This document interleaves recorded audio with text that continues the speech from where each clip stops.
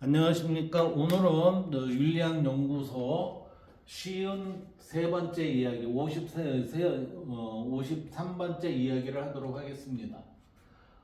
정의론으로 이제 본론으로 들어가면 정의가 의미하는 것은 무엇인가, 여기에 대해서 한번 살펴보도록 하겠습니다. 정의가 의미하는 것은 무엇인가? 여기에 대한 학습 목표는 정의의 역할 및 원초적 입장의 특징에 대해 설명할 수 있다, 이렇게 되어 있어요.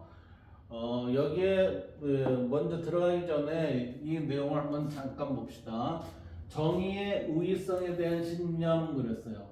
정의가 사회적 복지나 사회적 이득보다 더 중요하기 때문에, 그러니까 사회적인 복지나 사회적 이득보다 정의라는 게 더 중요하기 때문에 정의에 의해 보장된 권리와 시민적 자유는 더 큰 사회적 복지나 다수의 이득을 위해서 희생될 수 없다는 신념이 정의의 우위에 대한, 우위성에 대한 신념, 이렇게 되는 거예요. 그러니까 정의라는 것은 사회적 복지나 사회적 이득보다 우선한다, 이렇게 보는 거죠. 그러니까 정의에 의해 보장된 권리와 시민의 자유, 이 부분이 되겠죠. 정의에 의해 보장된 권리와 시민적 자유는 다른 어떤 것보다 우리는 우선이 돼야 합니다 라고 하는 게 정의의 우위성에 대한 신념, 이렇게 됩니다. 이제 정의의 역할을 한번 봅시다. 정의의 역할은 사상체계의 제1덕목, 우리는 사상체계의 제1덕목을 진리라고 하죠. 진리라고 한다면 정의는 사회제도의 제1덕목이에요. 자, 지금 보면 우리는 진리라는 게 사상체계의 제1덕목이지만 이 진리를 우리가, 이 정의라는 게 관계의 개념으로 얘기할 수 있어요. 즉 나와 타자와, 나와 나 타자, 나 이외의 것, 나 이외의 것들과의 관계, 나 이외의 것들과의 관계가 어떻게 돼요? 다르게 되는 것을 우리는 이것을 정의, 이렇게 얘기한다는 거예요. 그렇기 때문에 이 관계를 우리는 뭐예요? 사회에 있어서의 사회성이라는 것은 관계잖아요, 관계. 그래서 사회제도의 제1덕목이다, 이렇게 얘기할 수 있는 거죠. 이론이 아무리 정비라고 간명해도 진리가 아니면 배척되고 수정돼야 하듯이, 법이나 제도가 아무리 효율적이고 정연해도 부정의하다면 개혁되거나 폐기되어야 한다. 모든 사람은 전체 사회의 복지라는 명목으로 침해될 수 없는 권리를 갖는다. 이게 뭐죠? 정의의 우선성에 대한 신념. 그래서 정의에 의해 보장된 권리와 시민적 자유를 갖는다, 이 얘기가 되는 거죠. 이런 의미에서 정의는 타인들의 더 큰 선을 증진하기 위해, 자, 정의는 타인들의 더 큰 선을 증진하기 위해서 그랬어요. 소수의 자유를 빼앗는 것이 정당화될 수 없다고 본다. 그러니까 정의는, 이 내용은 뭐냐면은 공평해야 합니다. 누구에게나 다 적용돼야 합니다, 이렇게 보는 거죠. 그래서 다수의 더 큰 이득을 위해서 소수에게 희생을 강요하는 것을 정의는 용납하지 않는다, 이러한 것을 뭐라고 그래요? 이거 공리주의, 이렇게 얘기하잖아요. 이러한 것은 최대 다수의 최대 행복을 위해서 소수에게 희생을 강요하는 것.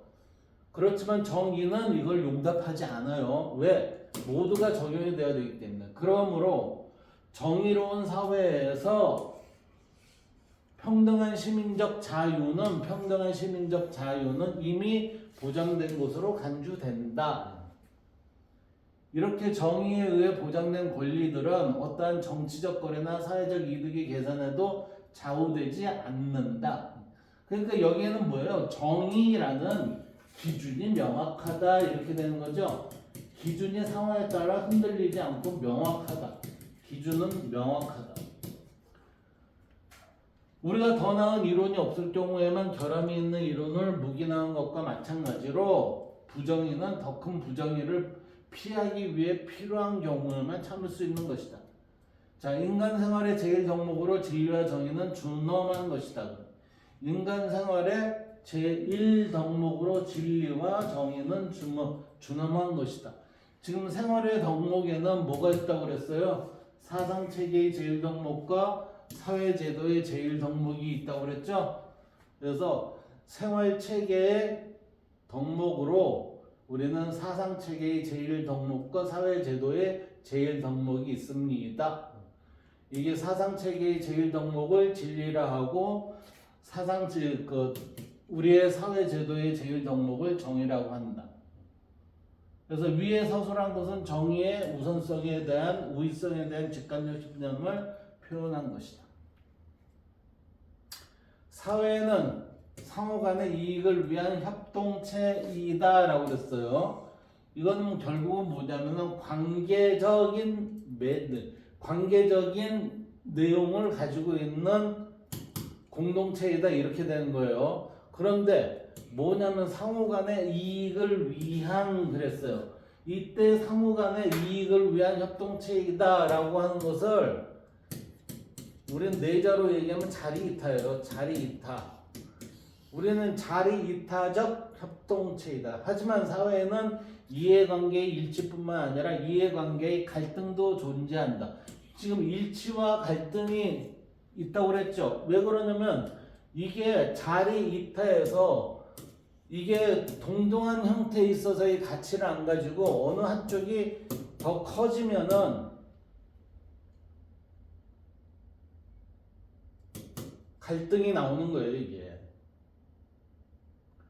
그래서 각자가 자기 혼자만의 노력으로 살기보다는 사회 협동체를 통해 모두에게 보다 나은 생활이 가능하게 된다는 점에서 이해관계의 일치가 존재한다. 그래서 이제 국가라는 게 형성됐다고 소크라테스는 얘기하고 있잖아요.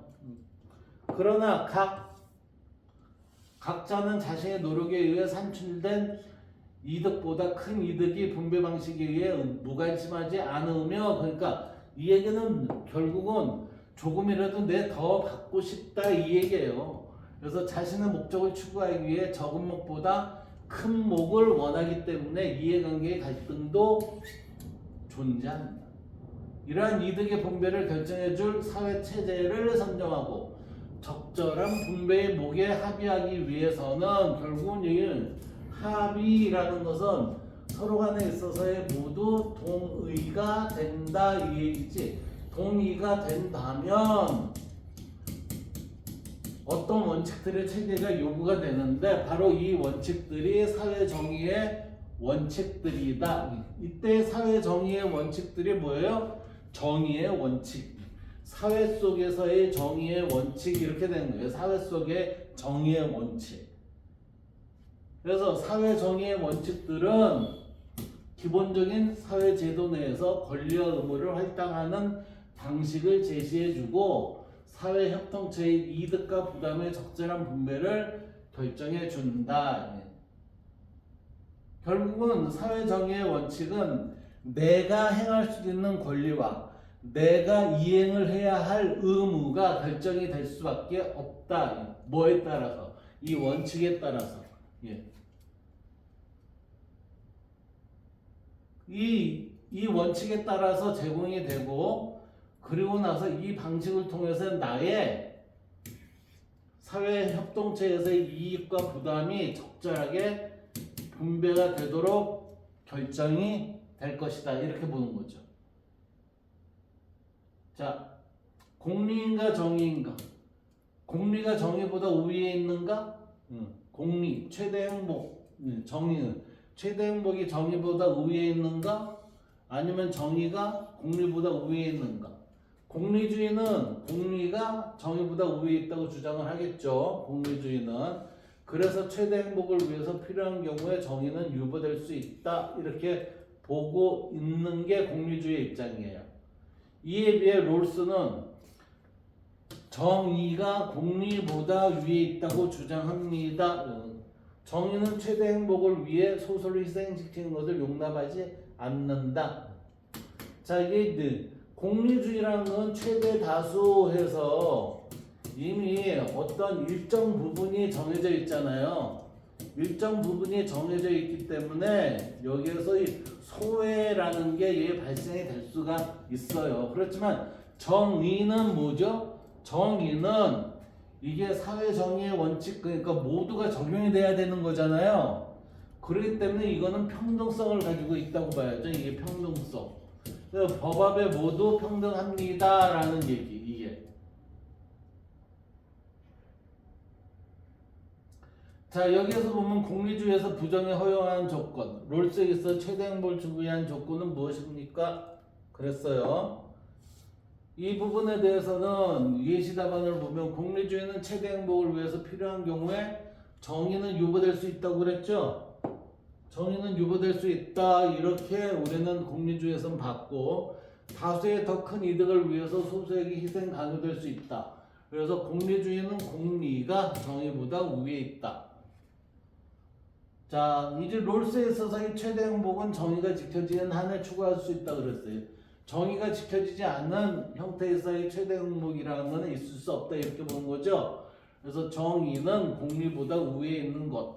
최대 행복을 위해서 소설을 희생시키는 것 용납하지 않는다. 모두 공정한 형태의 적용이 돼야 된다. 모든 사람은 전체 사회의 복지라는 명목으로 침해될 수 없는 권리를 갖는다. 정의의 우선성의 원칙이죠, 이게. 그래서 이런 이유에서 정의는 타인들과의 더 큰 선을 증진하기 위해 소수의 자유를 빼앗는 것이 정당화될 수 없다. 이것을 얘기하고 있어요. 자, 이제 정의론의 요지를 봅시다. 이 요지를 보기 전에 요 네 칸을 한번 잠깐 살펴봅시다. 자, 정의론, 로크 영국의 철학자, 계몽 철학과 경험 철학. 이게 사회 계약론과 자유주의 사상 발전의 봉헌. 이게 사회 계약론이죠. 이 정의란 부분이 사회 계약론과 연관이 있어요. 그 다음에 루소, 여기도 사회 계약론, 민주주의 발전의 공헌함 그랬어요. 이게 사회 계약론과 연관이 되는 부분이 정의입니다.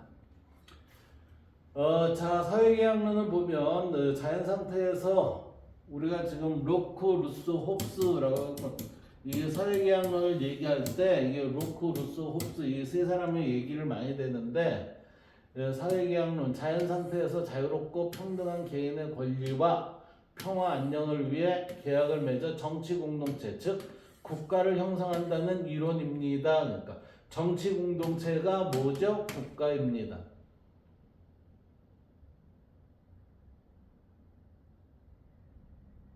자연 상태에서 자유롭고 평등한 개인의 권리와 평화와 안녕을 위해 계약을 맺어.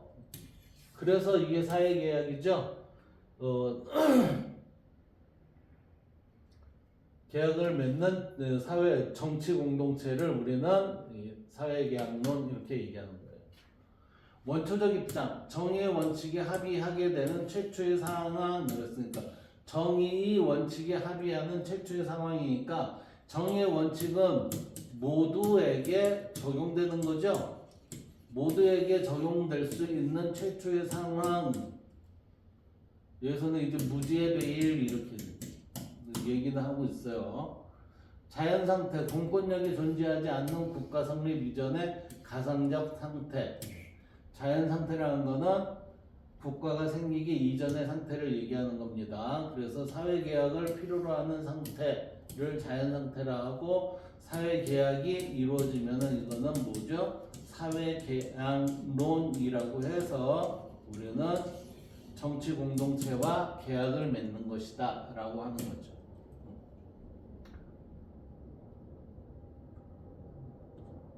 자, 이 내용을 한번 봅시다. 나의 목적은 로크, 루소 그리고 칸트에게 발견되는 친숙한 사회계약론을 고도로 추상함으로써 일반하여 정의관을 제시하는 일이다 라고 했으니까 사회계약론을 추상함으로써 일반하여 정의관을 제시했다.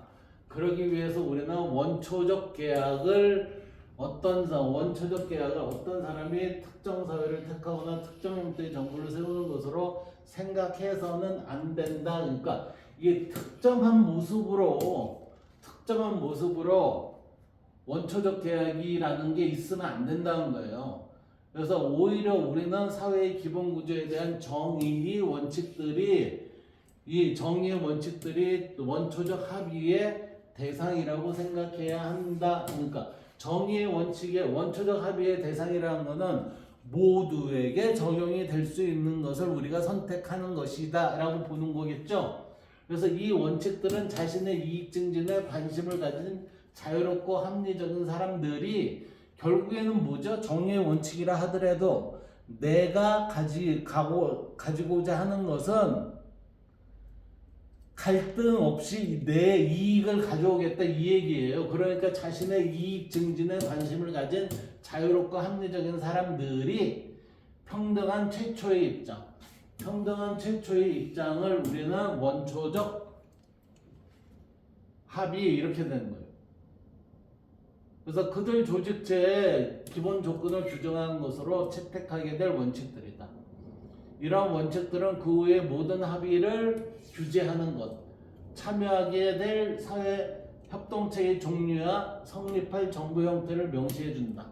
그래서 정의의 원칙들을 이렇게 보는 방식을 나는 공정으로서의 정의라고 부른다. 공정으로서의 정의를 우리는 앞에서 뭐라고 그랬죠? 절차적 정의 이랬죠? 절차적 정의, 절차가 공정하면 우리는 이게 공정으로서의 정의이다.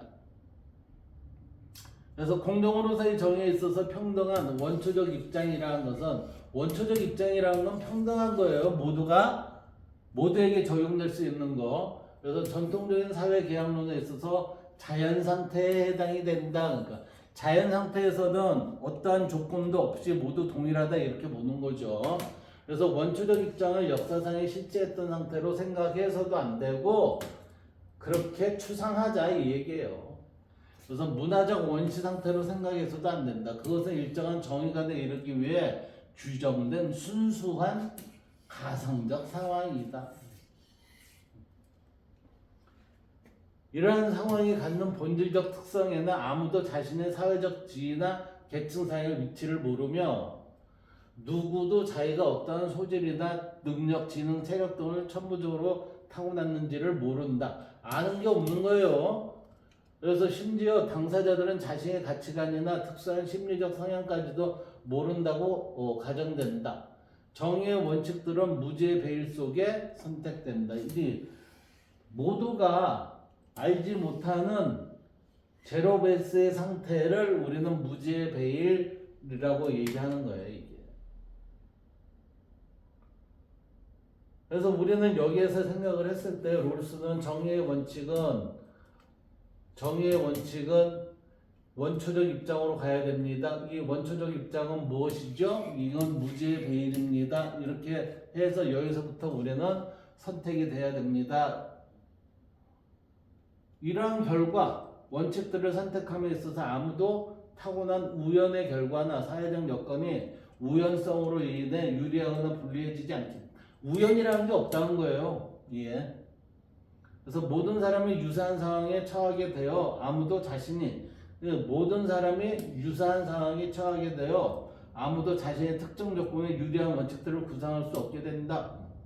따라서 여기서 합의하거나 약정한 정의의 원칙들은 결과적으로 여기에서 보면 결국은 뭐죠? 이게 합의하거나 약정한 정의의 원칙들은 결과적으로 공정한 것이 된다. 그러니까 서로 간에 동의가 돼야 된다 이 얘기예요. 서로가 동의가 되었을 때 우리는 이 상황을 인정하자 이렇게 되는 거지. 그래서 각자가 상호 동등한 관계에 있게 되는 원초적 입장이 여건들이 주어질 경우 이 최초의 상황은 도덕적 인격이자 합리적 존재인 개인들 간에 공정하다고 할 수 있다. 이거 보세요. 이 최초의 상황은 그러니까 무지의 베일 속에 선택된 상황, 원초적 입장은 도덕적 인격이자 합리적인 존재인 개인들 간에 공정하다고 할 수 있다라고 보는 거죠. 그래서 원초적 입장이란 적절한 최초의 상태, 자연 상태를 얘기하는 거예요. 원초적 입장이란 적절한 최초의 상태를 얘기를 하고 있습니다. 적절한 최초의 상태라고 할 수 있으며 따라서 거기에서 도달하게 된 기본적 합의는 공정한 것이다. 그래서 정의의 원칙은 이 공정한 최초의 상황에 합의된 것이다. 그랬으니까 여기에는 공정한 최초의 상황, 무지의 배일, 원초적 입장 여기에 대해서 합의가 됐다는 거죠. 이러한 정의관을 공정으로서의 정의라고 하고 공정으로서의 정의관이 갖는 또 하나의 특징은 원초적 상황에 당사자들이 합리적이고 상호 무관심한 존재라는 점이다. 원초적 상황의 당사자들은 합리적이고 상호 무관심한 존재, 그러니까 모두 서로 간에 모르고 있는 존재라는 거죠. 그렇다고 이 당사자들이 이기주의자들은 아니다. 단지 그들은 서로 타인의 이해관계에 관심이 없을 뿐이다 라고. 발생된 것만 어떻게 해요? 공정하게 처리하자 이 얘기예요. 이게 그것을 우리는 공정으로서의 정의라고 얘기하고 공정으로서의 정의가 되는 공정으로서의 정의관을 전개하는 데 있어서 중요한 과제 중에 하나는 원초적 입장에서 채택될 정의의 원칙을 결정하는 일이다. 그러니까 여기에서 지금 공정으로서의 정의관, 이거는 정의의 원칙을 결정하는 일에서부터 진행이 됩니다. 우선 정의의 원칙으로 공리의 원칙이 있다. 공리의 원칙이라는 것은 다수가 최대 다수의 행복을 얘기하는 거죠.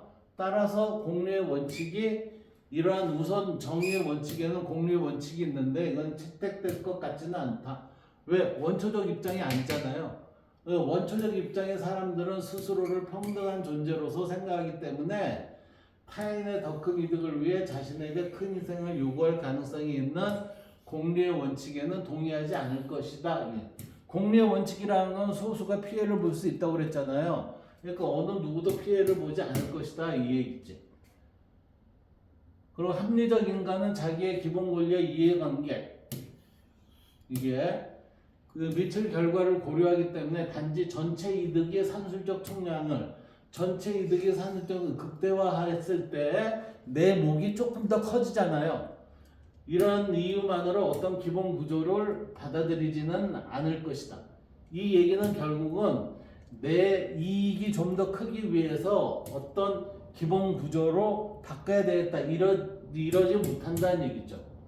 그래서 공리의 원칙은 상호 이익을 위해 모인 평등한 사람들의 사회적 협동체라는 관념과 양립이 불가능하죠. 이게 누군가 손해를 봐야 되는 부분이 있으니까. 따라서 이것은 질서정연한 사회라는 개념 속에 내포된 호혜성의 이념과 일치하지 않습니다. 그랬어요. 호혜성. 이 호혜성의 이념이라는 것은 여기에서 보면 이걸 또 우리는 자리이타 이렇게 표현할 수도 있지 않을까 생각됩니다. 그와는 달리 원초적 입장에서 사람들은 다음과 같은 두 개의 상이한 원칙을 채택할 것이다. 자, 원초적 입장이니까 결국은 공정으로서의 정의의 입장에서는 두 개의 원칙을 채택을 하는데, 첫째 원칙, 기본적인 권리와 의무의 활동에 있어 평등을 요구하는 원칙이다. 평등을 요구하는 원칙이죠. 그 다음에 둘째 원칙, 이것은 사회적 경제적 불평등, 예를 들면 재산과 권력의 불평등을 허용하되 그것이 모든 사람, 그 중에서도 특히 사회의 최소수혜자에게 그 불평등을 보상할 만한 이득을 가져오는 경우에만 정당한 것임을 내세우는 원칙이다.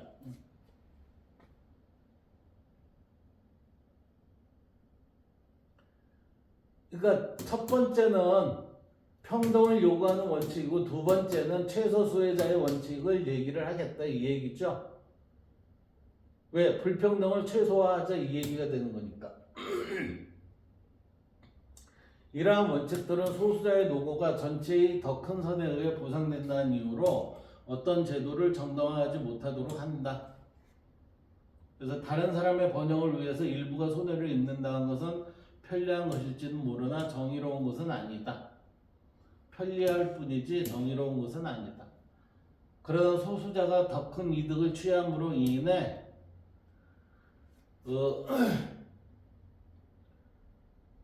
더 불운한 자의 처지가 더 향상된다. 그러니까 여기에는 이 더 불운한 자의 처지가 향상된다라는 얘기는 더 혜택을 가져간다는 거죠. 그래서 이것을 최소수혜자 이렇게 되는 거예요. 그 더 향상된다면 그것은 부정의한 것이 아니다. 모르는 사람의 복지는 사회협동체에 의존하는 까닭에 이득의 분배는 가장 곤란한 처지에 있는 사람들을 포함해서 그 사회에 가담한 모든 사람의 협력을 이끌어내도록 이루어져야 한다. 그래서 우리 사회생활에 있어서 첨부의 재질이나 사회적 여건의 우연성은 임의적인 것이기 때문에 도덕적 관점에서 볼 때 중요한 의미를 갖는다. 예. 자, 여기서 보세요. 천부적인 재질이나 사회적 여건의 우연성은 임의적인 것이기 때문에 도덕적 관점에서 볼 때 중요한 의미를 갖는다. 중요한 의미를 갖지 않는다. 이런 요소들은 우리의 정의관에서 무시되어야 한다라고 얘기하고 있어요. 이게. 그 다음에 협동체제와 자발적 교환의 체제 봅시다. 사회는 사람들의 협력의 이익을 얻기 위한 협동체제일까? 사회는 공동체니까 협동체제일까? 아니면 개인들의 자발적 교환의 체제일까? 그랬어요. 자, 여기에서는 이제 공동체가 어떻게 움직인다라는 얘기죠. 이게 지금 여기는 이 협동체제로 움직일까 아니면 개별적으로 움직일까? 이게 개별적으로 움직일까? 이 얘기예요. 그래서 롤스는 사회를 일종의 협동체제로 본다라고 하는 거예요. 그러니까 롤스는 사회를 일종의 협동체제로 본다. 사회는 개인들이 혼자만의 노력으로는 얻을 수 없고 함께 협력해야만 얻을 수 있는 이익을 확보하기 위하여 만든 협동체라는 것이다. 즉 여기에서 지금 롤스는 사회를 협동체의 공동체로 보고 있다는 거죠. 그래서 이에 반해 로직은 사회를 합리적 개인들의 경제적 행위 과정에서 발생하는 자발적 교환의 체제 이렇게 보는 거니까 롤스는 이게 합의체로 협동체로 보고 지금 로직은 이게 개인들의 자발적 교환 체제라고 이렇게 보고 있는 거죠.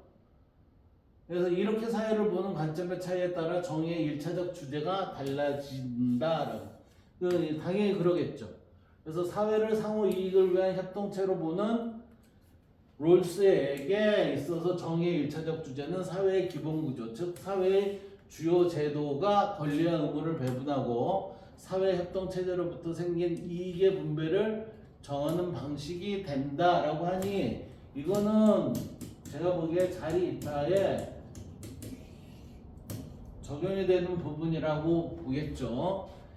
이에 반해 사회를 자발적 교환의 체제로 보는 로직에 있어서 정의의 일차적 주제는 개인들의 권리의 취득과 이전의 과정을 규제하는 구체적이고 개별적인 행위이며 사회 전체의 분배 상태는 오직 2차적으로만 정의의 주제가 된다. 그렇지만 로직에도 얘와 롤스나 로직에 있어서의 동일하게 남한테 피해를 주지 않으면서 내 이익을 챙겨야 되잖아요. 그러기 위해서는 이게 가장 좋은 방법은 이 역시도 자리이타예요. 자리이타.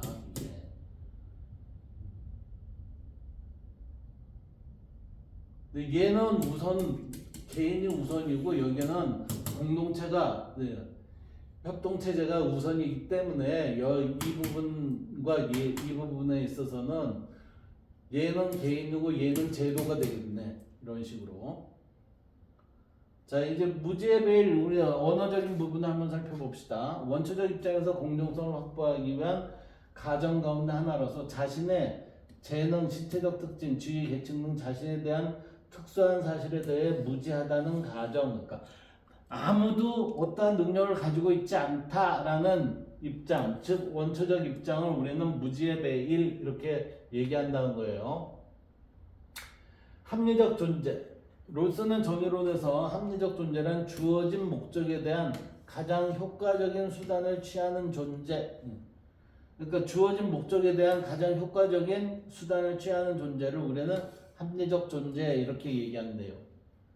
공리의 원칙, 공리주의 최고 도덕 원리로 관련된 당사자들의 행복 또는 이익의 총량이 행복 또는 이익의 총량의 극대화를 도덕과 정의의 기준으로 보는 원리 그랬어요. 그래서 이 원리를 우리는 최대 다수의 최대의 행복 원리 이렇게 얘기한다는 거죠. 그 다음은 호혜성, 서로의 이익이나 혜택을 주고받는 것 상호성이라고 얘기를 하는데 제가 그랬죠. 이걸 자리타의 표현으로 바꿀 수도 있다. 이렇게. 최소 수혜자, 사회에서 가장 혜택을 적게 받은 사람 또는 가장 열악한 처지에 있는 사람을 최소 수혜자 이렇게 얘기한다고 했습니다. 자, 더 생각해 보기에 여기 한번 봅시다. 원초적 입장의 역할은 무엇일까 그랬어요. 원초적 입장의 역할은 지금 원초적 입장은 정의가 문제가 되는 최초의 상황 그랬어요. 원초적 입장은 저희가 문제가 되는 최초의 상황, 이 최초의 상황을 가지고서 우리는 살펴봅시다 라고 하는 거죠. 그러니까 살펴본다는 얘기는 합의하게 되는 최초의 상황을 의미한다 라는 거예요. 그래서 원초적 입장은 합의된 어떤 원칙도 정의로운 원칙으로 만드는 공정한 절차를 위한 것이다. 그러니까 원초적 입장이 정의의 문제가 최초의 상황인데 이거는 뭐 때문에 그래요? 뭐 때문에 합의를 하냐면은 공정한 절차를 설정하기 위해 합의하는 거예요. 그래서 절차의 공정성이 뭐예요? 결과의 공정성을 보장한다라고 하는 게 지금 원초적 입장이 우리가 채택하게 된 동기가 된 거죠. 그래서 이게 순수 절차적 정의를 구성하기 위해 가정된 상황이었으니까 이거는 가정된 상황이 우리는 원초적 입장 무지의 배일 이렇게 얘기가 돼요. 그래서 절차의 공정성과 합리성을 확보하기 위하여 원초적 입장은 두 가지 가정으로 이루어진다. 하나는 계약의 당사자들이 무지의 배일하에 있다는 가정. 그러니까 모두 아무것도 모르는 아는 게 없는 상태이다. 그리고 또 다른 하나는 당사자들이 서로에게 무관심하고 합리적인 존재이다 라고 이렇게 본다는 거죠. 상대한테는 다 관심이 없고 그들은 합리적 존재이다 라는 가정을 갖는 게 이 두 가지라는 거예요. 그래서 전자는 이 원초적 입장인 무지의 배일하에 있다는 것은 공정성을 위한 가정이고 후자는 합리성을 위한 가정입니다. 공정성과 합리성을 위한 가정을 통해서 우리는 공정한 결과를 내보자는 거죠. 그래서 계약의 당사자들은 서로 무관심하게 합리적으로 자기 이익을 추구하지만 자신의 재능이나 체력, 사회적 지위나 계층, 가치관이나 인생 계획 등 자신의 특수한 우연성에 대해 무지하다고 가정된다. 이 특수한 우연성 이건 인정하지 않는다고 그랬잖아. 아예 서로가 모르고 있다 이렇게 되는 거죠. 그래서 원초적 입장에서 당사자는 각자 합리적으로 그러니까 우리는 모두 무지하고 단지 합리적인 결과만 내가 선택할 수 있다 이런 거예요. 그래서 합리적으로 자신의 이익을 위한 원칙을 선택하지만 무지의 배일로 인해 자기 자신에게 유리한 원칙을 정의의 원칙으로 선택할 수 없게 되어 결과적으로 공정성이 보장이 된다 이렇게 되는 거죠. 이게.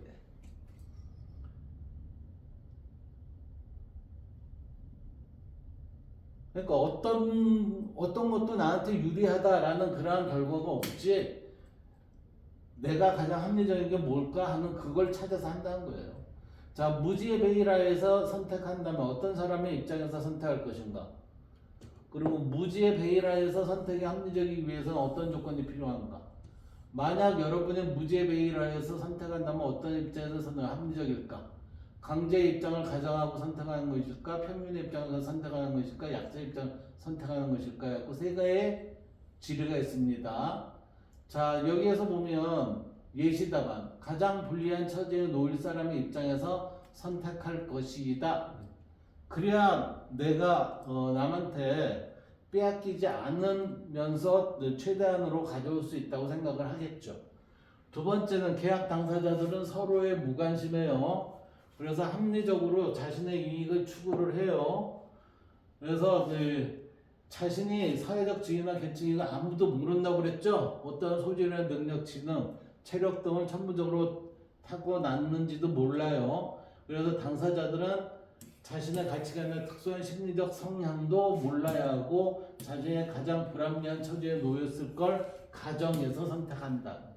그러니까 가장 불합리한 처지에 놓였을 것이다 라는 결과를 가지고서 내 선택을 합리적으로 가져오겠다 이 얘기죠.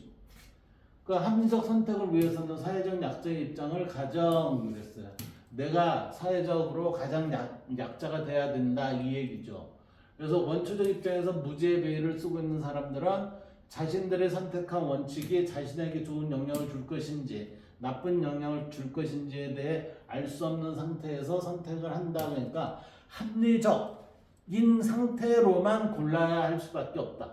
이런 불확실한 상황에서의 선택을 할 때 유리한 입장은 굳이 고려할 필요가 없다는 것이다. 모두 같은 조건이기 때문에 그렇다는 거예요. 그래서 천부적 재능, 사회적 여건이 유리하게 태어난다면 어떤 정의의 원칙이 수립되는 높은 수준의 인생에 향유할 가능성이 높기 때문이다.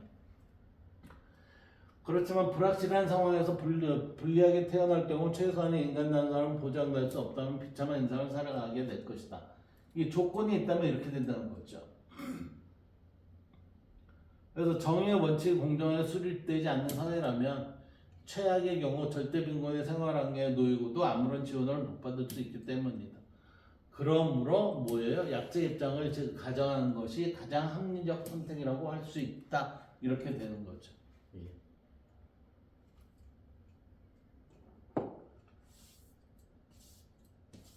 자, 더 생각해보기. 자연적 재능은 공동의 자산일까?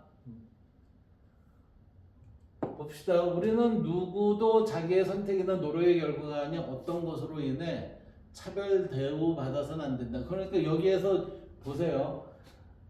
나의 선택과 노력의 결과만으로서 대우를 받는다. 이 얘기가 되는 거예요. 그거 위에는 어떤 것으로도 대우에 대한 다름이 있지는 않다는 거죠. 그래서 정의에 의한 직관적 신념을 가지고 있다.